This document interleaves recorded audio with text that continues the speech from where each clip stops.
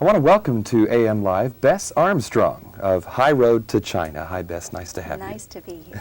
Now, somewhere along the way of trying to find your elusive, eccentric millionaire father, you go across something like 2 continents, 6 countries, you crash land an airplane, you're almost auctioned off to an Afghanistani chieftain, you get beat up. Was this a peculiarly hazardous and physical role for you? I guess it was, but it was so much fun, I really didn't care. And they had a stunt double sitting there in a blonde wig for 5 months, and the only thing I asked her to do was walk through a corral of horses for me, because horses and I just don't mix.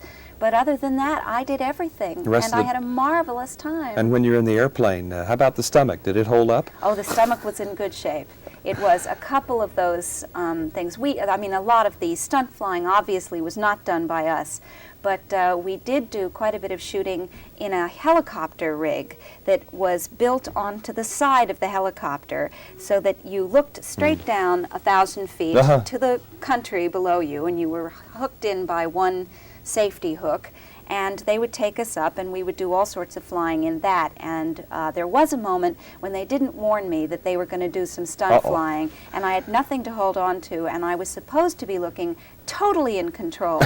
And the helicopter suddenly did a nosedive for the earth, and I felt I was just like being a kid in a roller coaster. I sat there with this grin from ear to ear. Only it was frozen on your face. Frozen on my face, thinking I must look sophisticated, I must look in control, and my stomach was doing absolute loops. And add to all of this, in Yugoslavia, I guess it was a year ago at this time, exactly. It was very cold. Oh. Jack Weston said something about you had dry ice sometimes to get the... We were shooting summer in Istanbul, and I was in chiffon, and Tom was in an undershirt, and the weather was 20 degrees with a wind chill factor that took it down to 0 degrees. And I had to throw wine in his face in the scene, and the wine kept freezing before, because they used grape juice and water. It kept freezing before I could throw it, and everybody had to suck on ice cubes, because when you suck on ice cubes, your mouth gets colder than the air, and therefore your breath doesn't come out in steam. So I immediately established my character as a smoker, so that I could smoke through the scene instead of sucking on ice cubes. Now, as a sort of bratty socialite, you and Tom Selleck don't get along for a long time. That's but right. When the love scenes come, what do you think, for the ladies out there on our AM Live audience, how was it to be in Tom Selleck's arms? Oh, well, it was worth the wait. Did your neck hold up, for example? Well, that was the only problem, was the height difference. There's a full foot difference between us. Tom claimed there was more, but I know it's not true. He accused me of rigging a tape measure when I claimed that I was 5'5" and showed him. I had to stand on a box to reach him. But it was a marvelous experience when it did happen. And I love the gutsiness of your role, too. You're a very tough character throughout High Road to China. That's exactly what attracted me to it. Because whether you're dancing on a tabletop or flying that airplane in loops and barrel rolls, you're very, very efficient. Well, and it's the sort of character that you don't see too often today. That's what I love. I mean, some people might say that it's not 100% realistic, but then the characters of the 30s and 40s never really were they? They were just what they were. And that's what I fell in love with, is here's a woman who is equally comfortable dancing on a tabletop or flying an airplane. As a matter of fact, she's a better flyer than Tom in the movie. At least I think so. And that's great fun. And it's a high road to China indeed. That's Bess Armstrong. I want to welcome her to AM Live. Thank you very much. You star opposite Tom Selleck and Jack Weston in the new film from Warner Brothers. Happy landings, Bess. Thanks. Was I a little over? We did a little earlier than I thought. Can we do that last statement again? I wasn't out enough for you. Okay, Lord, what did I say? Hang on a second. I'm just gonna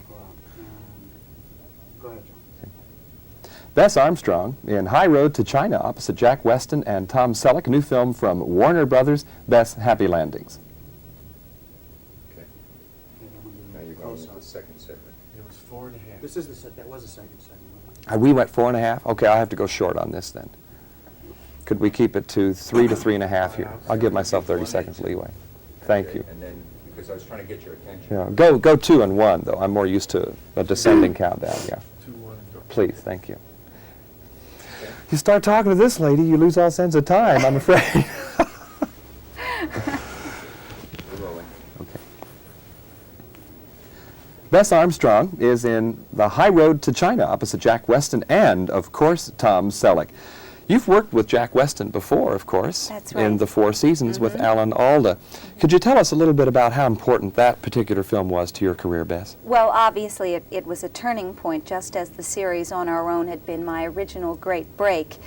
This was my second time to be discovered, so to speak. It's an overnight sensation or whatever. It happens frequently, I've found, in people's careers. But Alan had auditions that went on for about 2 months for that role. It was the only role that he cast. The rest of them, he had written the roles for the people. I see. And it was quite a shock when I ended up getting it. It was narrowed down finally. There were 3 of us, and it was really a shock when I got it.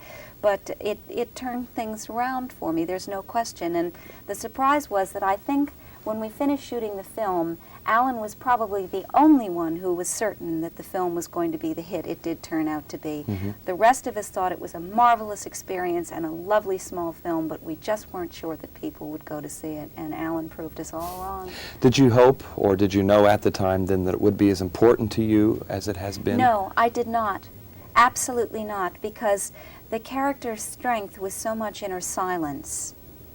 That she does just keep her mouth shut through all of the criticism, all of the barrage of insults and well, loving insults from the people all the way through.